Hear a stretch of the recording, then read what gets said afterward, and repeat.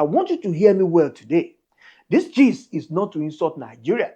It is to understand why this trend keep exploding.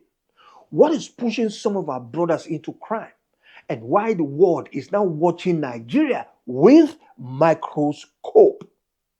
You remember when Hushpuppi was the global poster boy for luxury, designer clothes, private jets, golden plates, and even everything around him is luxury. But behind the shine of the thing was a dark machine. Dubai police now pull off the fox hunt operation. FBI carried him away, and the next thing, 11 years in US prison, ordered to even pay millions in restitution money back to the victims. And once the world saw Hushpuppi fall, suddenly more names started dropping like mangoes during rainy season. Investors will be. This one call himself billionaire entrepreneur. Woodberry, the smooth talking mastermind guy. Raji Rufai, Quadri, Akindele, Eze, Obiora. The list is long like Lagos Ibadan Express traffic or Lagos Ibadan Expressway. Almost every 3 good months, another story breaks. Nigerians jailed for wire fraud. Nigerian jail for romance scam. Nigeria jail for unemployment benefit fraud. The judge keeps saying the same thing every now and then. And the judge will even say, you stole from the vulnerable. You damaged trust. You will repay. You will even serve terms in US prison. And the world is hearing it loud and clear. Before we go deeper into this matter today, let me be honest with you guys. And really, I'm going to be honest here. Most Nigerians abroad are not criminals. They are nurses saving lives. IT workers building serious projects. Truck driver hustling day and night. Student breaking records. Entrepreneur starting companies for Obodo. But one bad apple spoiled the bunch, like elderly people will say. Every scammers that get arrested paint the rest of us with his own dirty brush. Now, let's talk about the part nobody mentioned and which nobody wants to talk about. This criminal did not fall from sky. They are product of a society with broken system. Some grew up watching corruption people being rewarded, watching fraudsters being celebrated, even watching politicians looting billions of money with no consequences, with no punishment at all. Sometimes even watching poor people clapping, for big man, Baba Laye, Baba Laye, Baba Laye, whom apparently they knew that he stole their money. Even watching influencer glamorizing fast money. But by the time they travel abroad, some carry that mindset along with them, cross Murtala Mohammed Airport. And when they landed in America or Europe, and they see a structured society that reward honesty, they still choose that shortcut that doesn't even get sense at all. But shortcut comes with price, which they don't know. And in the Western world, the law is not your uncle. The law will catch you.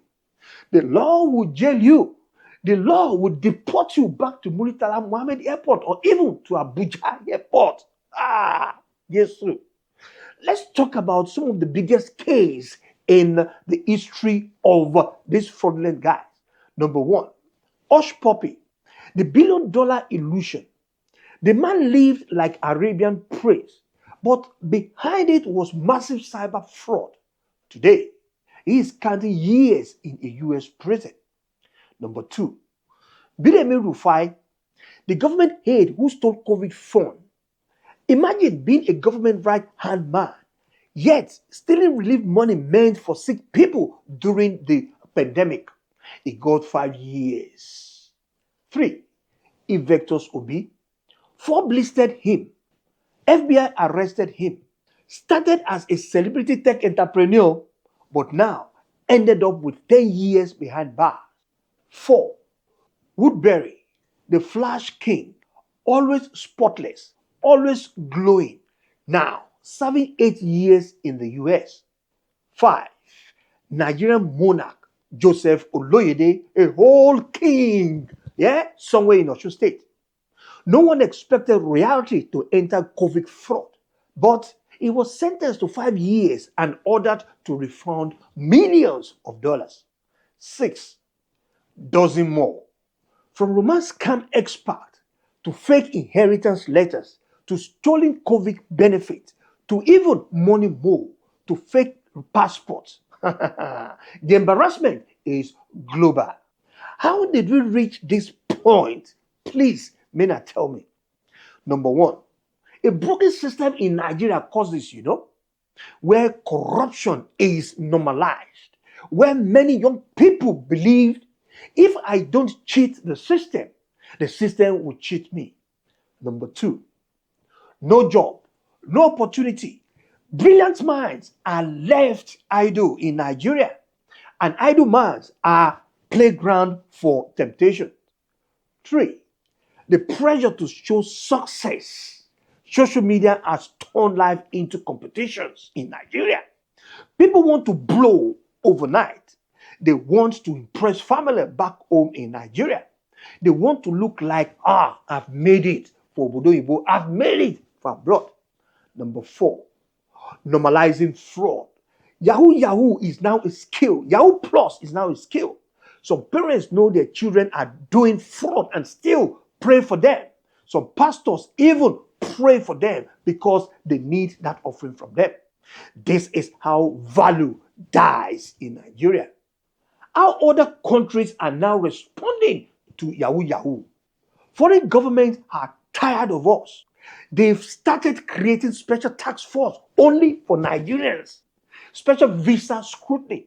Heavy monitoring when they know that you are Nigerian.